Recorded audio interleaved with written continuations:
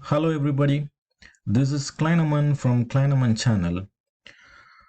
Today I'm going to tell you about an interesting topic, how to get a job in Germany as a foreigner. So I'm going to give you some tips based on a book written by Adler Braunemann. So it's easy to tell if when someone is looking for a job in Germany that you have to go to a popular website like stepstone.de or indeed.de and you have to apply for the job advertisement which matches your experience or profile or whatever. But as a foreigner, there is always a trick. Due to lack of German or skills on some other factors, like you don't know much about the German job market, you may not always get the right job, or you may even find it a little bit difficult or even quite difficult to get a job based on your area of expertise and your number of years of experience. So based on this book by Adler Braunemann, I'm going to share you some tips whether there are really jobs available in Germany. So there is a magical word everybody talks in Germany about Fachkraftmangel, which means labor shortage. Is it true? And why you are getting rejection mails? It's quite common that if you are actively looking for a job in Germany, most of the times you don't get a job even after 100 or 200 applications. What are the possible reasons? So this book has some tips or some reasons for such rejections. And who reads the CV? When you make an application, where it lands and what is important in your CV and what is the importance of German knowledge level, or should it be A1, B2, C1, or is it really necessary? And how to find your potential employer, and what are the popular job portals, and how to build your own list of potential employers. Like you can, this book has some tips or some guidelines or some suggestions. Based on that, you can develop your own list of employers that could match your profile. And there is also something interesting called initiative verb in Germany. That's actually a speculative application. That means even if there is no opening that matches your profile, you can still apply for a job, asking for a job in your company. And there is something like vitamin B, and we will see quickly about it what exactly does that means.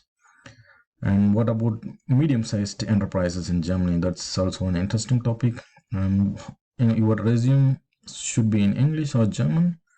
So this book has that information as well, and how to prepare for interviews and some other topics. It may not be much interesting for someone beginning his or her career, but still we can quickly go through those points as well. And finally, what about English speaking jobs? Uh, do they really exist in Germany? Okay, so I will talk briefly the about the major points or the suggestions or the reality what is in Germany from the perspective of the writer, because it's quite difficult to tell what job matches to whom, to which, because everyone has unique profile experience. You may be just in the final year of in your university, or you may have more than 10 years of experience in Germany or in your home country. So the difficulty or the ease of getting job varies based on your profile. So the Fachkraftmangel, that actually means the labor shortage, according to the and vitamin B. And what is important here is, if you don't, you can build your own list of employers. For example, if there are many, you can use Google, for example, to find the list of directory of companies. For example, if you're looking for a job in mechanical engineering, you can look for all the companies in the directory and you apply for them. This is only when you don't find the right job. I mean, when you don't find an open advertisement. In that case, you can apply for speculative application. And if you're not aware, if you don't know the list of companies in that area, for example, in engineering or IT or textile or biomedical or whatever. So for your particular region or a particular area of interest, you can find the companies that are interesting for you, and you can develop your own list of companies. And you can also use Wikipedia, which has got the list of companies based on region, based on cities, and also based on the branches. So you can, this is really a nice tip if you want to build your own list of companies. And if you're a popular job portal like Stepstone or Indeed or whatever, when there is no job that matches the keywords, then you can develop your own list of companies based on this. You can do it with Wikipedia, or you can search in Google. And also there is another tip that you can go to mesa.de. Here, if I click this mesa.de, here you can actually find various exhibitions happening around. So from these exhibitions, for example, there is one for logistics equipment. So if you go into this exhibition, you can actually find out the companies that are in this particular exhibition. As an there is a list of exhibitors, and you can find those companies and you can apply for them through your speculative application. Yeah, so it's quite simple to build in various ways. These are some of the tips. You can also think about your own, how to develop your own list of potential employers. You can use social networking websites like Zing or LinkedIn also to find out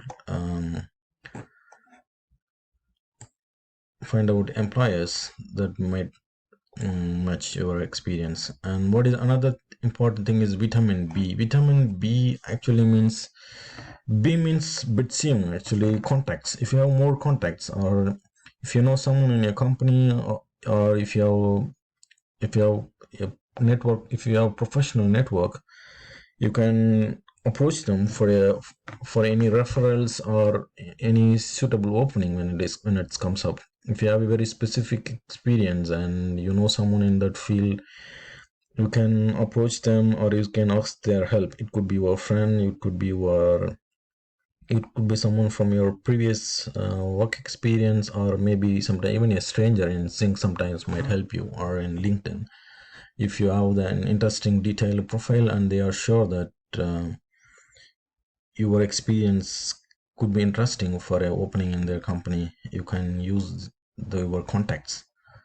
And this book talks about those as well. And the important one about Mittelständler, yeah, the medium-sized enterprises. Here it's there are so many companies in Germany. Around 99% of them are medium-sized. So you have to focus largely. You can also explore them, medium-sized companies. Most of them also advertise in popular websites like LinkedIn, and also there is an important website only for medium-sized companies, that is the ufm.de. You can look as well in those websites. Yeah, and your resume should be in English or German. So in general, if an advertisement is in German, so the recruiters expect your application to be in German. Sometimes they also accept in English, but if it has to be mentioned. If an advertisement is in English, it's clear that they are also open for open for applications in English. So German plays a crucial role, but still English jobs also do exist in Germany, and you will have to find out which employer will match your CV. And if you are looking for English speaking jobs, and then you have to make sure that your CV is in the correct format, and you are reaching the right employer by your own database or your own potential list of employees that you developed.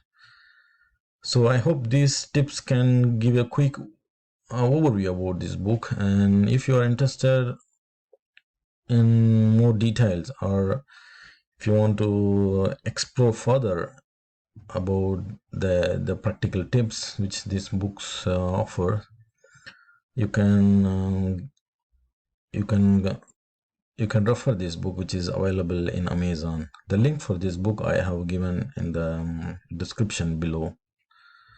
So have fun reading, and I wish you all the best. Thank you.